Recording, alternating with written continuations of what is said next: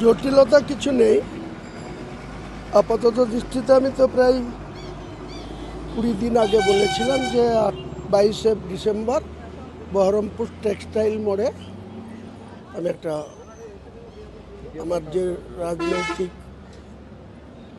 দল খুলছি নতুন করে, সেই দলের সাধারণ মানুষকে সামনে রেখে সাধারণ মানুষকে জমায়েত করে আমি এই সভাটা করব। সাধারণ মানুষকে সামনে রেখে দলটা আমি ঘোষণা করব। এখন জানতে পারা যাচ্ছে, প্রশাসনের আধিকারিকদের সঙ্গে কাল রাত্রে যোগাযোগ করার পর জানা যাচ্ছে যে আমাদের শাসক দলের সাংগঠনিক জেলা সভাপতি কোনো একটা প্রোগ্রাম করার জন্য সেম ডেটে অলরেডি এসপি ও মহকুমা শাসকের কাছ থেকে পারমিশন করে নিচ্ছে। তো সেই পারমিশন যদি উনি করে থাকেন, সেটা কি উদ্দেশ্য করেছে আমি এই মুহূর্তে কোনো কথা বলতে চাই না। তবে আমার সভা নির্ধারিত ডেটেই হবে।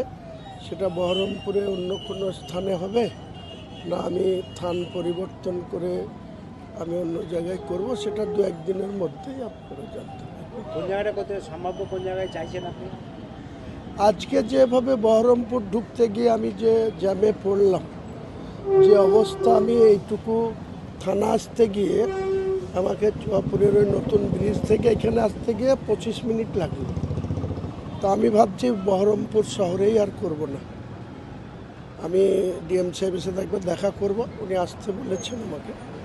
আমি একবার দেখা করে নিই, তারপরে আমি ভাবছি যে পাকাপাকিভাবে অন্য জায়গায় হবে।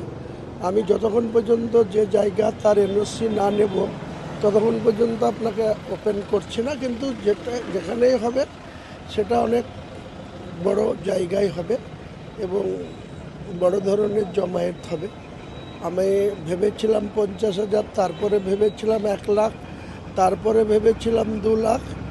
আজকের দিনে যা পরিস্থিতি, যেভাবে গোটা জেলা থেকে, জেলার বাইরে থেকে আসবার জন্য আমাকে বারবার বলছে, তাতে আমার মনে হয় যদি 6 ডিসেম্বর প্রশাসনের যে খবর ছিল তার 10 গুণ লোক বেশি হয়েছিল।